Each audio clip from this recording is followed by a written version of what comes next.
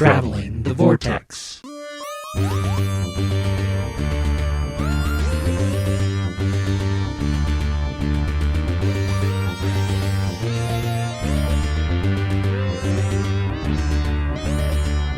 We've joined the Doctor as he travels the Vortex and arrive at episode 482. Stand aside or I shall lay waste to your soul. I'm Keith. I'm Sean. I'm Glenn. How are you guys? Pretty good. Tired. A little bit of a headache, but I'm powering through. Great. Now I have an obligation to be bubbly. I'm doing great. Holy cow, Batman. I couldn't be any better. Let me tell you about my week, can't I? Yes, please. I want to go first. Okay, so the Criterion Challenge continued, and this week we watched Blow Up. Have either of you seen this? Glenn probably has. You'll have to remind me. A photographer in the 60s in swinging London may have captured a murder on film. I'm familiar. I haven't seen it. I'm not going to spoil it, but wow, not what I thought. Oh, yeah? I get why film circle geeks really get excited over this film. I understand that. I don't think I enjoyed it. I think it very much left, and Mel certainly didn't.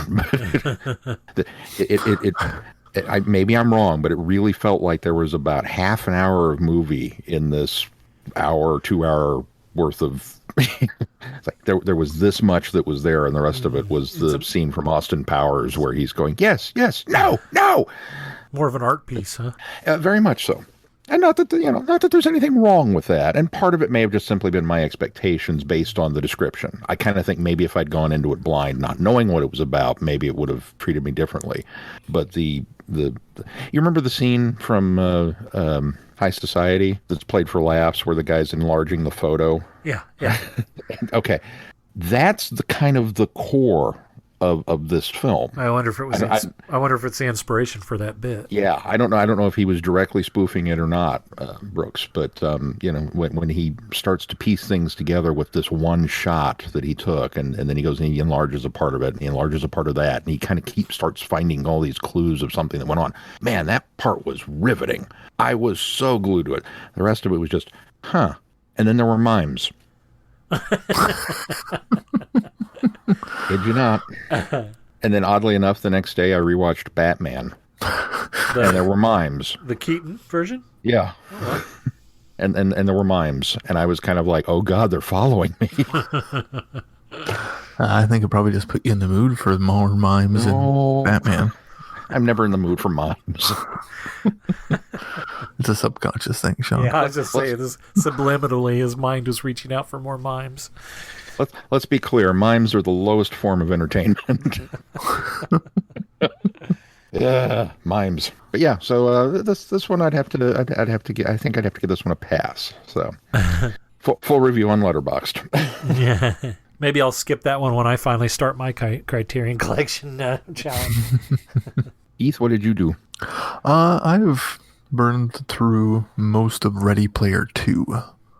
I saw you were reading that. It's pretty good. It's kind of the same feel as the first book, but takes a different approach as to what it's doing, and I'm enjoying it. I know it's gotten some criticism for not being more original, but I don't know if I necessarily wanted something more original. I wanted more of the same because I enjoyed the previous. So, and they set the stakes a little better, I think, in this one so far. So, full review next week because I'll have it done far before then.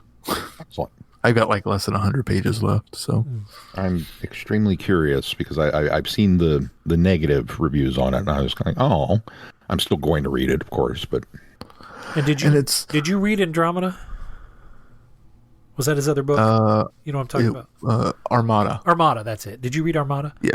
I did read Armada, and I liked it quite a bit. You did? Okay, because a lot of people that were complaining about this one were also ones that I saw complaining about Armada, so. Maybe it just wasn't hitting their reference button right or something. And there's some of the stuff that I don't personally connect with as far as references, and it seems a little less, seems a little bit more mainstream in some of the references it's making, but I'm still enjoying it. I wonder if that's an attempt to reach a broader audience, maybe. Yeah, and you can kind of tell a little bit that he's gotten some guidance from like Spielberg on how to kind of make things a bit more cinematic and what might work better as far as if it goes to film at some point. Well, yeah, that's what I'm thinking. Of course he is. It's more in line of here's the official checklist of things we have the rights to. Yeah, and there's some stuff that I'm not sure because right now they're on a planet of Prince, so I'd be surprised if they had the rights to Prince like in its entirety, but possibly. I don't know. Are you saying Prince? Yeah, the musician. Okay. An entire planet dedicated to Prince and all of his albums, performances, movies, etc. Could be wrong, but I do believe Warner has the Prince catalog. Oh. So that now, obviously the Prince estate is a whole different thing. Yeah. So like I was thinking, oh yeah, this is going to be easily made into a movie until we hit that point. And then I'm like, ooh, maybe not. I don't know. We'll see what happens as they finish it. And Glenn? I watched, besides watching WandaVision, I watched Godzilla King of Monsters finally. Yay! And I liked it a lot. I don't know what the critics are talking about. I noticed it had a low tomato meter score, but the audience score was high, so I guess I fit in the audience. I enjoyed it. I and Keith and I talked a little bit before, and he made mention of something that I've heard quite frequently, that it has too many monsters, and I don't think so. I don't think it's overbloated at all. I liked it. I think it's an interesting premise. You never have too many monsters. Well, I was saying that the critics wanted a human story, and that's why they liked the first one. But see, and I think this one was more monsters fighting. I think the human story's there still. I think the human story's there full front. In fact, I think there's a little bit of a human story in this, or at least a more kind of touching story than there was. Not even touching. There's more of an emotional. Yeah, there's more of an emotional story, I think, in this one than there was even in the first one. The first one pulls at some heartstrings, but yeah, this one just I really enjoyed it. I thought Millie Bobby Brown did a fantastic job. Actually, all of the actors did it. I did not know that. Tyrion Lannister. What's his name? God, he's shown up in everything recently. Yeah. I had no idea he was in that. In fact, I didn't know what the premise was going to be of this. I guess I was able to stay spoiler free of it for so long, and I'm kind of surprised because I guess the movie's 2 years old now. Yeah, at least. It's good, though. I really enjoyed it. I think they did a nice job, and I think I'd be curious to see, although it was refreshing to see that they mentioned Skull Island, but that Kong didn't show up. So I'll be interested to see how they're going to do that, especially since there still seems to be a size difference between the monsters. So not from the trailer. Well, that's what I'm saying. I'm wondering how they're going to do it, because there is a size difference between the monsters from what we have so far. Well, there was a drop line in Skull Island where he's a juvenile. Yeah, he comments he's still growing. Okay, I didn't notice that. But I guess he can grow a lot in 30 years.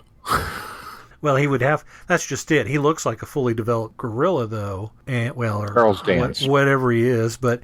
And then Charles Dance, yes. But then to grow more in 30 years, I'd not like that. I'm sorry. I think they'll cleverly get around it, or they'll just hand wave it away. But I'd be curious to see what. How do you know what the life cycle is? Well, here's the other.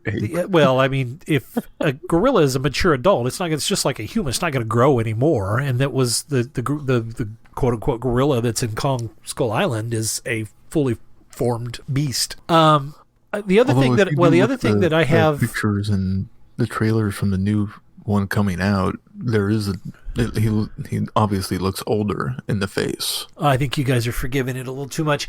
A little too harshly critical. I think they're going. I think you're being gorilla.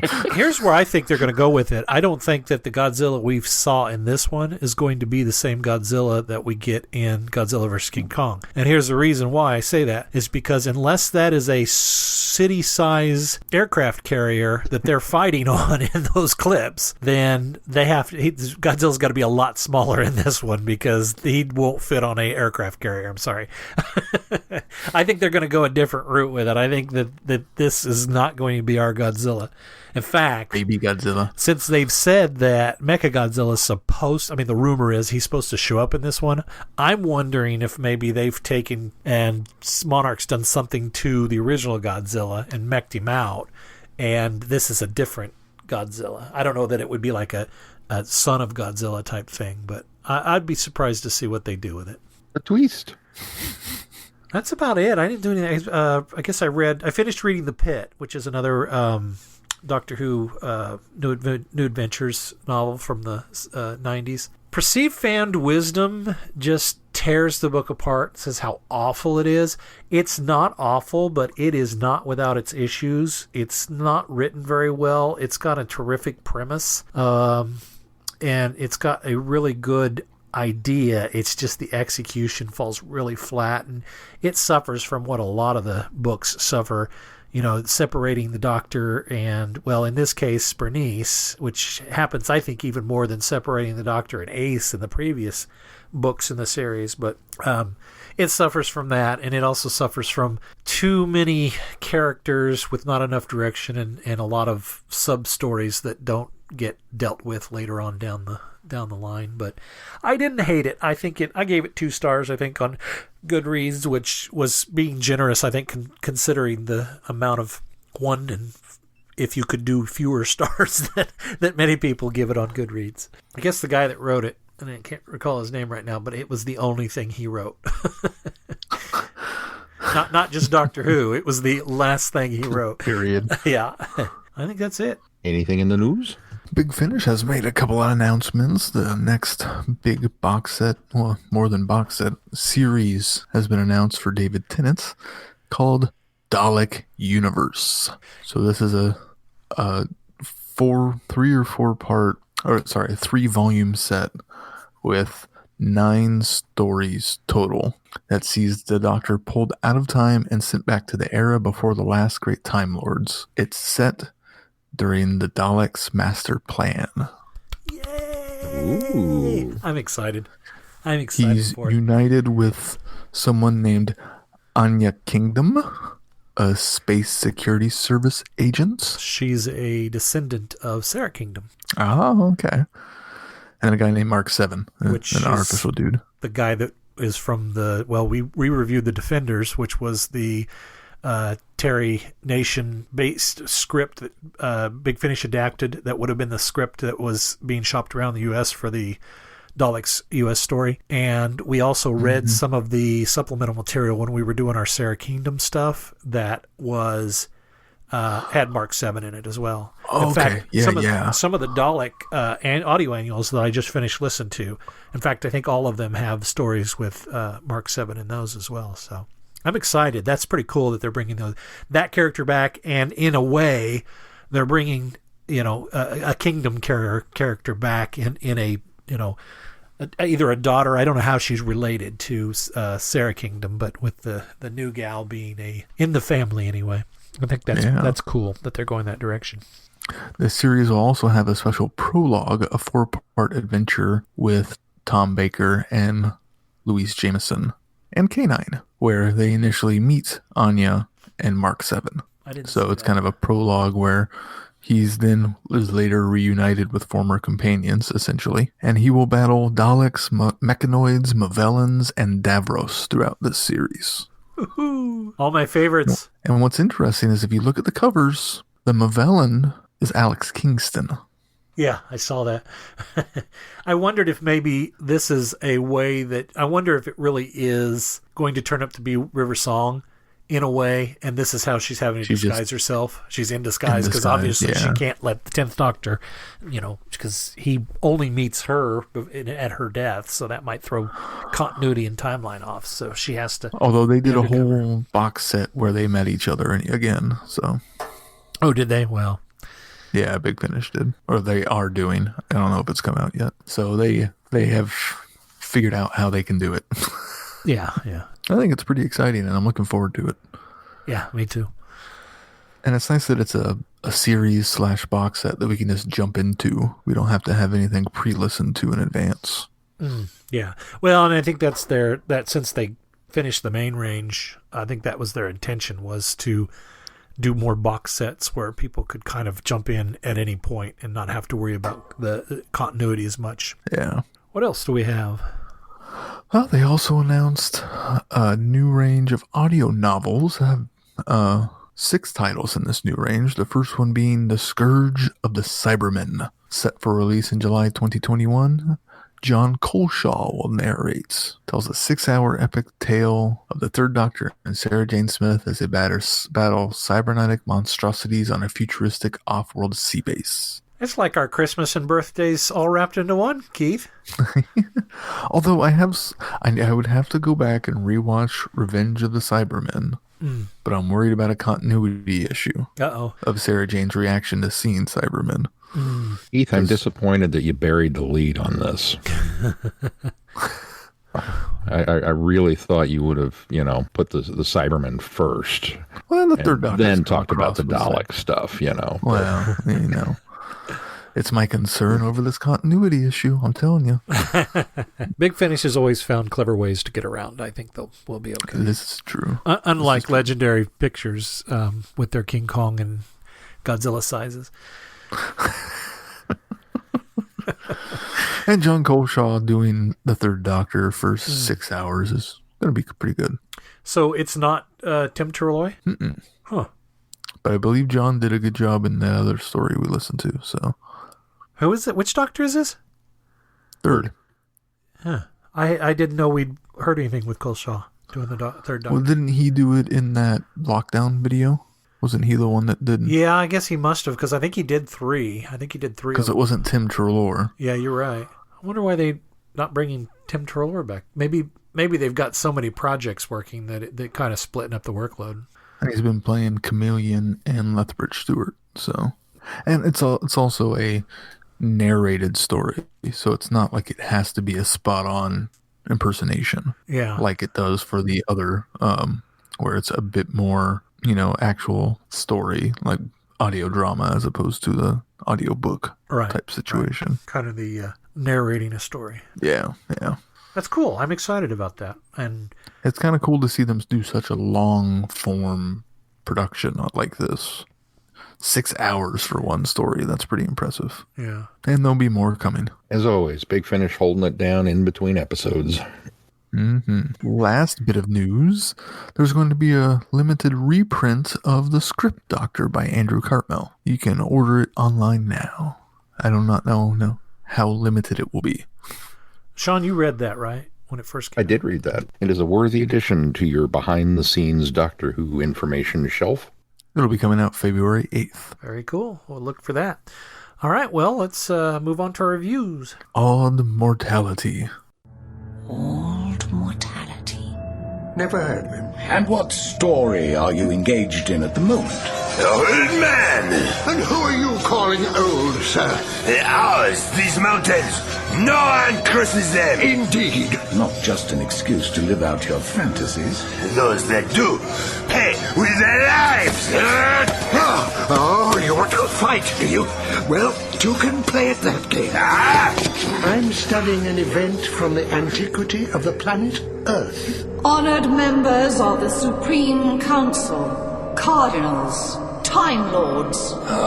You still wasting time with that primitive backwater? At least Earth has an ongoing history. I'll feed you to the dogs, bit by bit. Now, just a minute. Die, old man. Everything stopped here centuries ago. It need not have done. I stand before you and offer myself to the highest and humblest duty. So many paths to choose. I pledge myself to the stewardship of time until death shall overtake me. So many possibilities. So many. What is this?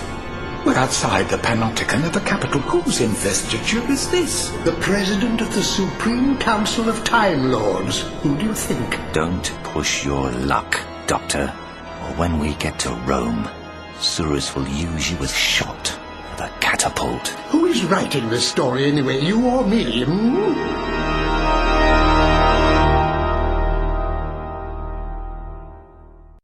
crickets from Sean. He's not giving it a bum, bum, bum. Oh, okay. That's all right. You usually rate it that way, so when I don't hear it, I think, oh, great, Sean didn't like it. It definitely gets a dun dun dun for me, a fairly strong one. Good. Well, you want to start us off? Sure. I liked it. Keith, how about you? What did you know? It was good. It was good. I are happy. No, it was. First of all, now who's the actor that plays the Doctor in this? Because you know me, I'm terrible with names. Geoffrey Bayldon. Bayldon, yeah. I don't know if that's pronounced right. Bayldon. That's how I pronounce it. Bayldon. Bayldon. Geoffrey did a phenomenal job of being the Doctor while also sounding a little bit like the first Doctor. I know that some people could think that's confusing, considering this is supposed to be a, alternative, not canon Doctor Who, but I found it comforting. Well, especially with the way this Doctor was written. I think it is. In fact, in my mind, in my headcanon, this is the first Doctor, had he not left Gallifrey. This is, because Bayldon does he does all of the inflections. He doesn't nail it. He doesn't have it exactly like Hartnell, but neither did Herndl and neither does Bradley. And so I think that when I listen to this, I think he had the right tone and mannerisms, and I fully am cemented in this is a what if, yes, and it's an Unbound, but to me, in my headcanon, this is the first Doctor. This is him portraying Hartnell's Doctor, and especially since Susan shows up and we have all of this, wonderful connecting backstory. But go ahead, I just want to jump in there and confirm that yes, I think this is supposed to be the first Doctor. See, and I think that's supposed to be the first Doctor, but to me, his performance was so much, for the most part, throughout it, a such kinder, softer, gentler first Doctor. He has his harsh moments where he's mad or frustrated, but overall, he seems like such a kinder man that it feels different from the first Doctor that we know. I sort of chalk that up to, though, the years of manipulation that he's been suffering from. That he's been sort of suppressed in this, in his little mausoleum underneath Gallifrey. And I kind of sort of felt like that this is a tempered Doctor because of the events that's led up to this point. Yeah, and maybe some of it is also, I thought his voice was very reminiscent of the original Winnie the Pooh actor. I could hear the similarities. I think it was the accents that they have. They must be from the same place or something because they sounded very similar to me. I didn't get that at all. I think it's a combination of those things, along with, not only is he being manipulated and when, the servant. Badger. Badger, when Badger would come in and say something, and man, it was like Jafar and the king, everything will be fine, Your Majesty, everything will be fine, and he just kind of floated off. It was so very much that, but I also think it's a little bit of what we've talked about with the first Doctor before with Susan, how once Susan departs the company, he's a bit of a different Doctor. And we've kind of chalked that up, retroactively, obviously, but we've chalked that up to, he doesn't have her to worry about. Well, on all these adventures in his mind palace, he doesn't have her to worry about. Yeah. In fact, he's forgotten about her. So, He's certainly, at least in his, mind palace, or his, what do you call it, the possibility generator, he's traveling on his own. So he's only got himself to worry about. So I could see him being even tempered by that, as Sean's pointing out, after after Susan left, he wasn't as gruff. And I think part of that gruff exterior was him being very overly protective of Susan because he's dragging her around the universe in time and potentially putting her in danger. So I think that's why he would also be tempered in this aspect as well. That's true. That's a good point. So that was a definite I don't know, softening of the blow, as it were, that we weren't necessarily getting chucked into the deep end, that there were still these threads of familiarity that kind of ran throughout it. And then there's this absolutely phenomenal Doctor Who historical going on with Hannibal, and I'm kind of upset that wasn't the whole story, because I really enjoyed that. And talking elephants, and of course, yeah. And I don't know the actor's name that does the elephant, but he sounded very familiar. Like anytime we needed a big alien, we need this guy, to come in and do it. Yeah. And I love that resonating. Oh, we're going to go into. It's almost like, I don't know, Brian Blessed turned up to 11, but without the screaming. I was going to say it was a scaled back Brian Blessed. Okay, yeah, that'll work too. But because I thought the same thing. He's got that resonance about it, which was great. And Hannibal was such a cool character. I really kind of, if they ever decide to do a Hannibal historical, I'm on board. I'm already there, because this just intrigued me. And as if that wasn't enough, then we get the Gallifrey stuff and the family history and all of that. And then Susan shows up. I was like, this story just couldn't get any better. And then it does.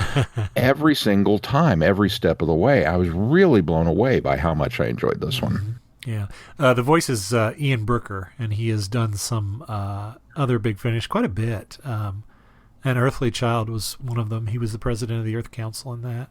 He's done a lot of stuff. He seems to be kind of a staple there at Big Finish for audio roles. I think he's usually the big burly monster. Yeah. Although if you look at his picture, he's not it's just kind of a headshot, but he doesn't really look like a big burly man either. He's got some gruff to him, but actually he's got a little bit of you just said his name. Brian Blessed in his eyes there, but Mm-hmm. I agree, Sean. I think that I could have done with a story all about Hannibal crossing the Alps and his confrontation with the Doctor, and they're working, and this elephant, despite the fact that the elephant's talking as well. But I think it also works in the context of this story that we have a Doctor who, because he didn't leave Gallifrey and go on these adventures, he's putting them together in as fictional works. And particularly, he's known for the one that I did like the name drop of Adventure in Time and Space and Time. That's the title of his most famous book on Gallifrey. So I think that was really kind of cool, and the idea of putting together a possibility generator that serves as his TARDIS in a way, so that he does kind of go off world. He just without actually going off world. I thought that was kind of a neat idea. Maybe an idea borrowed from the holodeck next gen, but well used. Yeah, no, that's like, Transmat. I'm not going to fault anybody for. Yeah, right. This universe has that, and that universe has that. That's going to come along. I'm okay with that. Well, and then when you discover at the end that he's been inside a TARDIS the whole time, anyways, I can even excuse that the probability generator even more, and the fact that it's a TARDIS technology. Yeah. Yeah, very much so. I think the one thing that the story suffers from a little bit is it does get mired in the politics a little too much. And as we had said that we would have enjoyed the story with Hannibal probably more as the story, I think it gets a little bogged down in the, Quinces, who's this, supposed ghost in the Matrix that the Doctor all along has believed has been this, great granduncle or whatever of his for so long, and the manipulation of the Doctor and guiding Susan into the position of it got really weighed down to the point where I really couldn't follow a lot of what was going on there. You didn't have to follow it, I think, so much, because it's backed up by the fact that they have to escape by going into the possibility generator, utilizing Hannibal in that situation, and then her making that choice at the end. So it was okay that they went with that, but I think it gets a little mired in that. And that's pretty much Mark Platt in a in a nutshell. He tends to do that kind of thing. He did that with Ghostlight. I think he did that with Time's Crucible. And I haven't read Lungborough yet, but I'm pretty sure that Lungborough's along the same lines. I should say I haven't read it all the way through. I've read part of it. And then, so, it's very much Platt having these kind of lofty ideas that I think maybe go a little over at least my head in trying to make a concise idea of what's happening there. But really that's its only weakness, is the fact that we kind of have this thread of what is probably the important meat of the story, but not necessary to the overall, adventure of the plot. Yeah, I found some of that stuff a little confusing and hard to follow too, but when you just kind of roll with it, and eventually it kind of starts to make sense of what they're trying to do.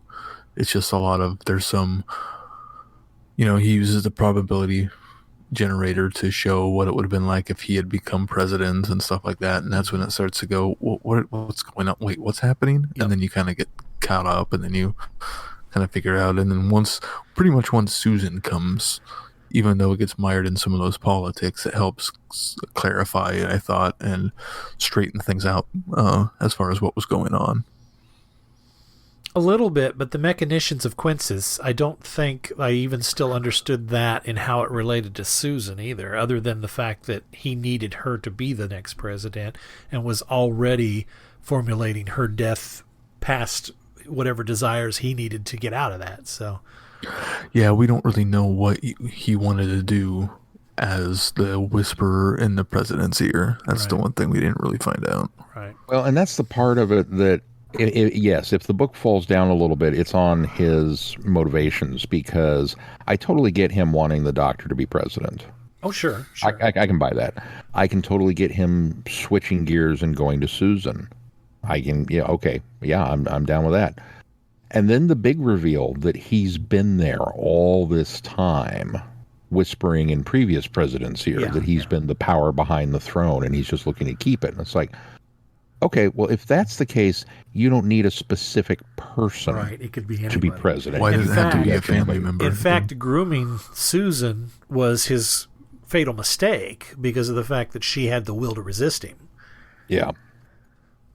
So that's the part that it's like, okay. But you know what? I've had a good ride through everything else, and honestly, the idea of Susan taking over the presidency of Gallifrey, that kind of excites me too. Yeah. I bought into I'd be that. totally down for Absolutely. a whole big finish. Let's do a whole box set of that. just I don't care if it's Unbound or not. Just Susan is the president. Okay. Yeah. Maybe she comes home from Earth after her her adventures. After David passes. And she's done with that council that she's, led in unearth. It's the planet back up and running after the Dalek invasion, and okay, come home. Yeah, it's good, and I really enjoyed Badger as a character in there. Kind of that back and forth, being controlled by Quintus, but also having some loyalty to the Doctor as well. I thought that was kind of neat. It's good in between character, especially having those moments where, his eye would pop out and the Doctor would, just nicely, okay, I'll help you with that, and put it back in. And even there at the end when he's defeated, he's still, over him, putting his eye back in for him. I thought that was touching. And then when it happens and Quintus can't do it because he's not corporeal. Right. Which you don't realize until later on. You don't realize why. You almost think he just isn't going to do it because of the type of person he is, but you find out later that he just can't do it because he can't do it. Yeah, it's a good story. I liked a lot of the little nods too. One of the mention of the Thaleks instead of the Daleks. Yeah. That was so cool. Implying that things probably went down very differently on Skaro. that was really neat. What was the other thing that I thought one of the things that I think was very confusing was the end of this story, and I liked it, and I liked how it played out. It was very well done, but I couldn't quite understand what was happening when we had Susan accepting the invitation to travel with the Doctor and the Susan declining the invitation to travel with the Doctor, and overlaying one over the other, which I thought was brilliantly done. but I wasn't quite sure what the purpose of that was, if there was an in-story reason for that happening. Perhaps to illustrate the nature of decision-making, that, you know, the kind of the whole point of the Unbound is the Doctor made the decision to not leave.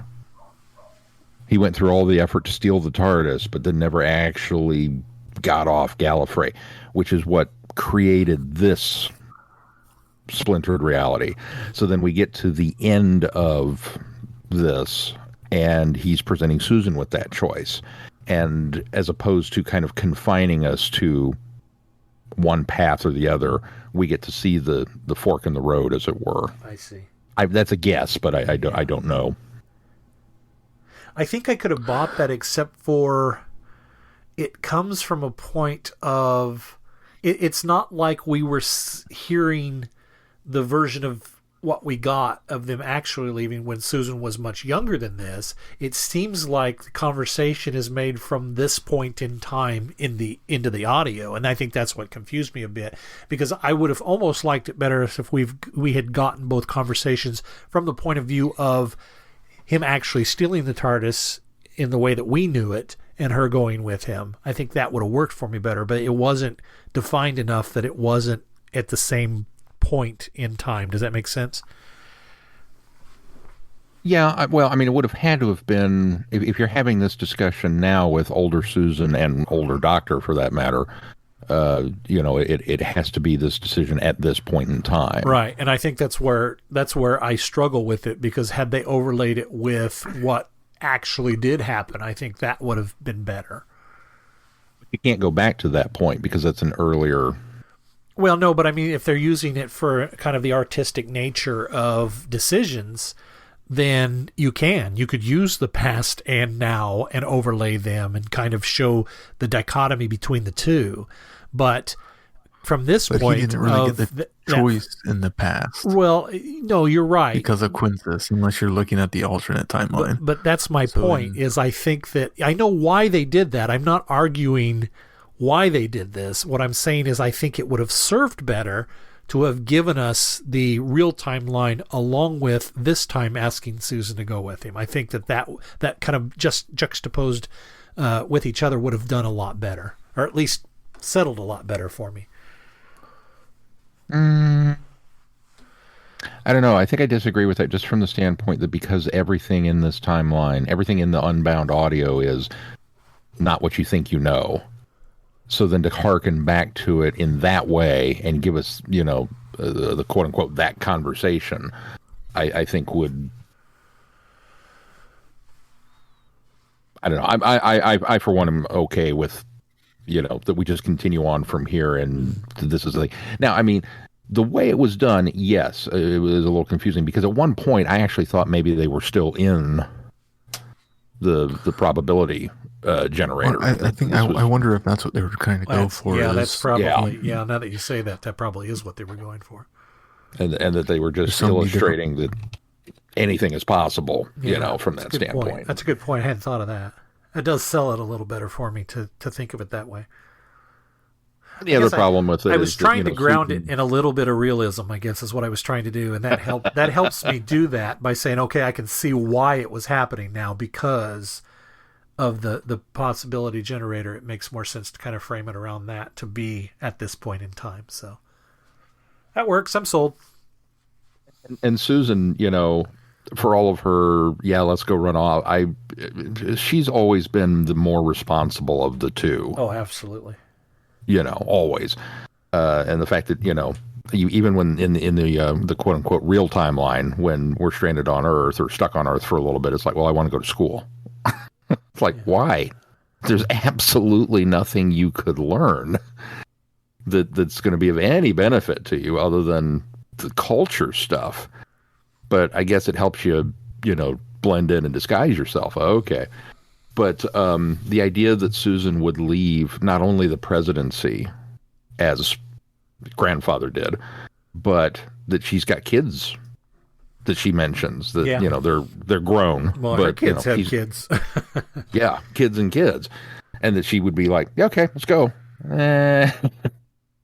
Yeah, it makes sense. Susan's too practical for that. She's going to stick that around. The one side of that, she is making that decision. I don't have an issue with that because I think that's absolutely what she would do at this stage in her life. So yeah, she's not Roy Neary choosing to leave everything. Right. Very good though. Good I didn't stuff. realize that this was one of Big Finish's contribution to the 40th anniversary of Doctor Who. This is what they sort of did for that anniversary year. Now, I know that there's a limited number of these, and it's not necessarily something that they've delved back into much. Well, they have. Really? Yeah. Beyond this, there's a lot of. In fact, they kind of ran with David Warner's Doctor, which we're going to talk about here pretty soon. But they kind of ran with that. There's almost, I think there's 3 Unbound Doctor series with his particular Doctor. They're not framed in this same Unbound series like this, like we have here, where there are just different random stories. But yeah, they took and kind of built on his. In fact, I think there's a few of them where he travels, or at least is with Bernice Summerfield as well. So. Okay, so that makes me extremely happy because, of course, David Warner's my fave. Love me some David Warner, but I'm like totally ready for an Unbound 5 Doctors. Yeah, there you go. Can we get a crossover event? Yeah, different universes coming together. Although I think you'll find it, because I know this series a little bit. I think you'll find some of the next Doctors that we're introduced to won't necessarily work that way. But we'll get there. We'll get there. We will get there. Yeah. Anything else on this one, or we want to move to Sympathy for the Devil? Rule Britannia, Britannia rules the slave. People in high places don't like my attitude. They've dumped me somewhere I can't do any harm, and they've taken away my means of escape. Where were you when I needed you, eh? I was supposed to arrive earlier, much earlier. It's 1997. I'm years out. You wouldn't believe some of the things I saw. I mean, plastic robots trying to take over the world. I ask you. I've obviously missed out on a lot of developments. Lucky you. Some of us had to live through them. Well, I'm here now. I'm stuck here. A Chinese stealth plane crashes in Hong Kong the day before the handover. That falls under unit jurisdiction. Good. You're old friends. No. My worst enemy. You saw the red star on that thing. It's a communist plane. And as of midnight tomorrow, they're in charge. As of midnight tomorrow, the Chinese can move their whole army over the border and nobody can stop them. This, you great big honourable discharge, is General Curler, political officer with the People's Liberation Army. We are all what our actions make us. What we do makes what we are. An Englishman's home is his castle. Trespassers will be shot. It is best to bend like bamboo in the wind. That rather depends on the wind. It's worse than I thought.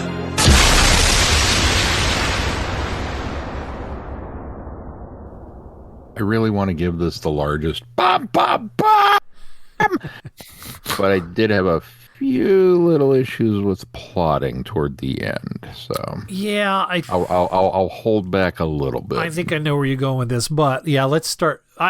What I really like, and unlike the first story where I felt that was the first Doctor that we were listening to, had he taken a different path.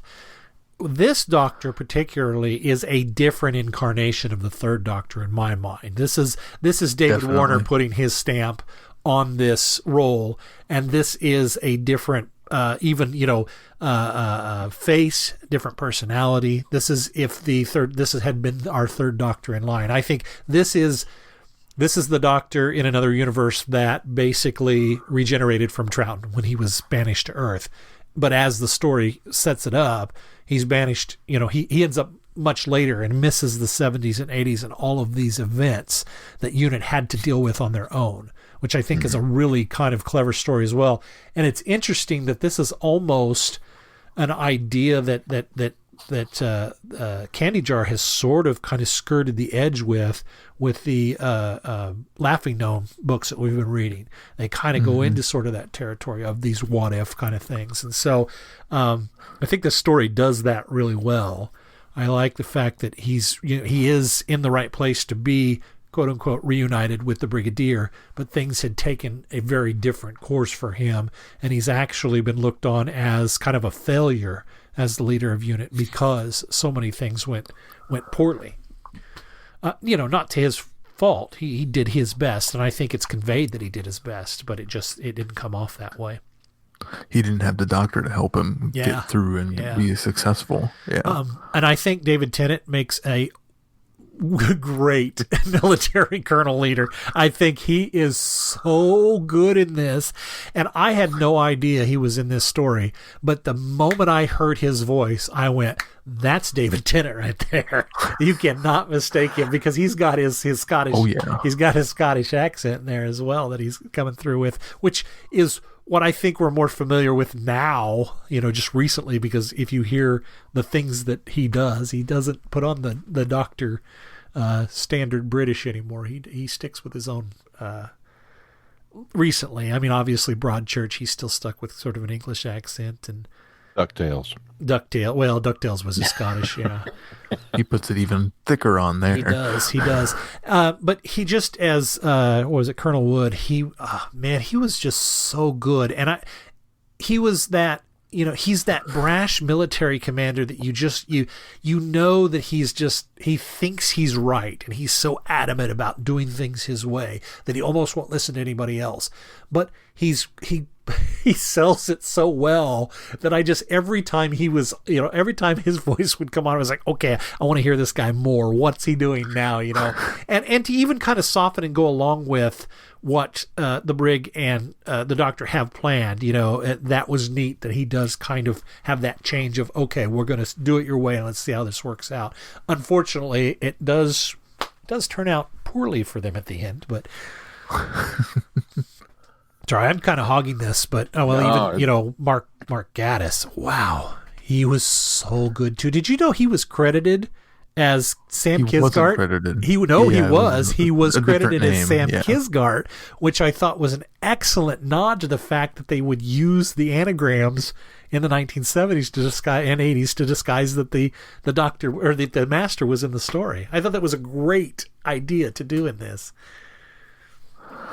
Yeah, and his performance was so good. I in the back of my head, I was like, "Is that Mark Gattis? No, maybe it's somebody else." Is it? Yes. And then just tonight, finally, when I got online to look it up, and like, yeah, that was definitely him. Yeah, he pulls such an Anthony Ainley feel to the entire. He does. I could hear a lot of Mycroft in him when he was doing it, but I also felt it was very in line with kind of that Ainley style of Master. Yeah. So I went into this blind. I the only thing I knew about this particular Unbound story is that David Warner was the Doctor, and that was enough for me to go, okay. So we get rolling, and David Warner's there, and it's like, ah! And then the Brig shows up. I was like, oh, what a pleasant surprise! And it's a surprise, and it is Nicholas Courtney too. So. And it is Nicholas Courtney. Yeah. So that was just, oh wow! And then David Tennant shows up. And it was like, ooh, much, and then Gattis, much like the first one, it was just layer upon layer upon layer of this can't get any better. I am grinning from ear hole to ear hole, it just, yeah. Oh wait, no, it just got better. Okay. And Tennant's performance is such, he's that guy, that one that we've seen in all of these episodes, that pompous military jerk that's just there to cause problems and is very practically inept at what he's going to do. And yet it's David Tennant, so he gets a pass, and you kind of don't care, and you're just like, okay, yeah, come on. Just keep going. And then you find the tragedy of everything, that not only did the Brig, quote-unquote, screw up, but that Mike Yates blew himself up in attacking the Silurians and put a giant hole in London. Ooh, okay. That's a bit of a wrinkle. Well, and then later on, hearing the Master berate the Doctor of all the things he had to go through on Earth without him there to help was just as impactful. And quite the shock to kill the Master off, right off the bat. Here's this guy gurgling. Bleh. Oh, now he's somebody else. Oh. Yeah. I mean, just... And using the stealing of the body technique, I thought was kind of a nice touch as well. Yeah, just one shock after another with that. Yeah. So that was really cool. Another Abby. the doctors can't seem to stay away from them. Oh yeah. Which was fun, and then it got a little.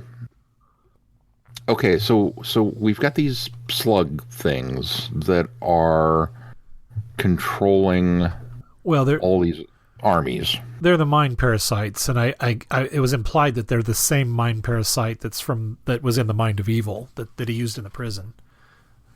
Oh, yeah. Okay, I missed that. So it's implied that it's the same or a derivative of the same entity, and so. But he doesn't just have the one. There have been these many of them around, and that's what he's using to manipulate that army. That makes more sense to me because once we kind of drifted away from, as you said, this is not the Third Doctor; it's a Third Doctor. Yes. Once we kind of drifted away from the specifics of the unit timeline. Then I kind of drifted away from the stories of the unit timeline. So I didn't put two and two together that would have actually been Mind of Evil. Okay, that makes a little more sense for me now. At least a derivative of the entity from Mind of Evil. It's right. The same. Yeah. Because it's just all of a sudden there was this threat with these armies that were going to turn, and it was like, okay, but you already had them. Yeah, so I think the idea is that he had the other ones in place that were controlling, and this was the last one he was going to get. And this, because of the handover, he knew that this one was located in the monastery, and so he ended up faking the not exile, but defecting. And then the plane crashes and he steals the body because he's trying to get to this location to get this final parasite. So according to the TARDIS Wiki, the author stated that the Mind of Evil is the critical moment in this alternate timeline. Yeah. The Master defected to China after the alternate events of that story, and the mind parasites are the same creatures used in the Keller machine. Yeah. And that the dying Master regenerating into Mark Gattis was intended to be the one portrayed by Roger Delgado. Oh, cool. Well, that makes sense then why he kind of took an Ainley approach with the character. Mm-hmm.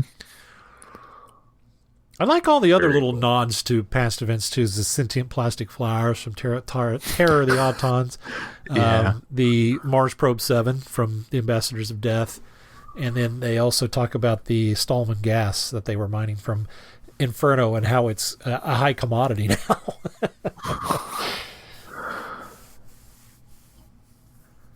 So much good. It is. It really is. I love the fact that the Doctor's one step ahead again too, and we don't really realize it when he pulls the double cross. Convincing the Master to come, cooperating with the Master to bring the mind parasite to that location so that they can take it to the other ones to have it destroyed. And the fact that he pulls the fast one. He says, well, I really just want your TARDIS because I've been stuck here on Earth. And he's going, playing off that sympathy of them both being trapped, and then pulling the double cross on him and saying, I just wanted your TARDIS. And because he wants to hightail it out of there, and sending him down to the Briggs bar that he has, that he runs in Hong Kong, making Master think that it's obviously Chameleon Circuit disguised as the bar, and he goes inside, and all the people that come in today wanting drinks and stuff, as he's like figuring out that I've been duped. I thought that was so cool. Yeah. And I'm going to continue to fawn all over David Warner. His performance is just fantastic. Because he's playing that, and of course when he's doing the, well, we're going to, we need your help to do this. And, I'm sure you guys were the same. We're screaming at no, he's going to betray the master. Come on. Yeah. I was full into it. I thought, okay, you can't do that. And I did not see it coming that he knew that he'd figured it out. And just the mannerisms with which he was like, you knew he was going to do that? Planned on it. Oh, I'm grinning from ear hole to ear hole again. His chemistry with Nicholas Courtney was so fantastic. So him and the Brig just bounced off each other so well. Yeah. And I'm almost more of a friendly, like the Brig's trying to be gruff and distant from the Doctor, but the Doctor isn't that way towards him at all. Completely different from Pertwee's performance. So I thought that was also a very nice portrayal of a different form of the Third Doctor, where they're going to become really good friends now that they're going off and traveling, even more so than what they did when in the actual timeline. Yeah. What a brilliant, you know what? We're not quite done pulling the rug out from underneath you. When this doesn't look like, well, I thought so. I figured if I kicked it, it would rearrange the circuits. I just wasn't hitting it hard enough. And, well, it worked. This isn't Earth. What do you mean this is? Oh, he got out of it. Well, even it wasn't the fact that he kicked it, and the Brig's like, so the blast blew us free, huh? Like he sees through the crap that you didn't fix it yourself. It was the bomb. I sort of like that we left it on kind of a downer note too, for the unit troops not being able to get out of there before the handover, and the army that the Master had been controlling with the mind parasites. Once the parasites were dead, came out of it, and the attack on the harbor. I thought that happening was kind of a nice juxtaposition with the Doctor and the Brigadier going off to presumably have some adventures together. It was kind of this neat balance between the two. Yeah. Did anybody continue listening past the credits? I did, yeah. Of course. Yeah. For the post-credit scene? I did. Am I correct in my assumption that was a direct Eighth Doctor joke? You'll have to refresh my memory of what had happened. The shoes. Yeah. Yeah. I think maybe it was. I've also seen it implied that Warner has just come off the regeneration from the Second Doctor, who was much smaller in stature, and he's still in the clothes of the Second Doctor. Unlike the Third Doctor in Spearhead from Space, who is put in the hospital and gets to steal some clothes, Warner's Doctor has been in this wardrobe the entire time. And so it's been implied that the shoes are too small because Troughton's feet would have been, or the Second Doctor's feet would have been smaller than Warner's. So, but it might have been a nod to the movie. I don't know. I'm going to go with both. Yeah, it works. Why not? I'm already happy. I see no reason to change my headcanon. Well, you do know that we'll get some more David Warner Doctor in the Unbound series. Besides those, in this grouping that we're doing for the next month, we'll get a little bit more David Warner. So, hang in there. And David Warner and the Brig together. Yep. And I think not in this universe, but I think Colonel Wood returns as well. So I don't want to make any promises, but I think I read that somewhere. Cool. So happy. This story was just so fantastic. It's one I'm going to go back to so frequently. And we should point out that, we're doing Mucho Master for the full year, and this happens to fall on the week that we're doing our Mucho Master, and so we got some Master in there as well, which was very cleverly planned by, I'll give him some credit, Sean. Because I had no idea the Master was in this until you scheduled it and said that. It's almost like I knew what I was doing. Yeah. Almost. Anything else about this one before we move on? Well, what else do we have on the schedule, Sean? Speaking of Unbound Doctors. Well, speaking of Unbound Doctors, coming up next on the schedule are the next two. Unbound number 3, Full Fathom 5. Try saying that 5 times fast.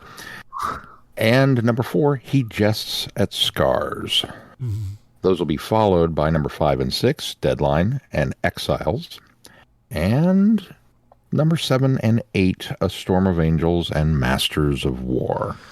And that'll wrap up the Unbound series proper at that point. Mow through the whole collection. Yeah. And that schedule is posted on our website. What is along that website? What is that website? What is that website? Yeah. That website is travelingthevortex.com. Along with, couched in technically the next chapter of Scheduling Victorious. So. Oh, has that been updated? It has. Oh, is it still sentient? It is. Ooh, I'll have to go check it out. All part of the plan, boys. Well, be sure to check that on our website. And if you get any value out of this podcast, why not consider putting some value back into it? You can do that by clicking on the Patreon link while you're there and consider supporting us. Thank you again to all of those that are already supporting. Also, please consider giving us a 5-star review wherever you subscribe to podcasts. And thanks to some efforts by Sean, we are now officially on Spotify. So if you are a Spotify user and you want to listen to us, you can search up Traveling the Vortex and you can find most of our back catalog. I think Sean said it goes back about, 200, 100-ish episodes? Yeah, we're somewhere in the 300s was where it trailed off, I think, at last time I checked. But everything current and onward will show up on there now, too. So be sure to check us out there. And if you can rate us there, do that. We specifically point you to the direction of Apple Podcasts still, though. That one is a big one for us if you can give us a 5-star review there. Make sure you join the conversation on our listeners forum on Facebook. You can engage with other listeners and share your thoughts and insights with us and others. Anything else before we close this one out, guys? If not, until next time, I'm Glenn. I'm Sean. I'm Keith. Cheers. You're next, Glenn. You know that, right? I'm not usually the one that does that. Cheers. Good night, everybody. Be seeing you. Thanks for listening. You have been listening to Traveling the Vortex. Doctor Who and all of its associated programs are owned and trademarked by the BBC. No infringement is intended or implied.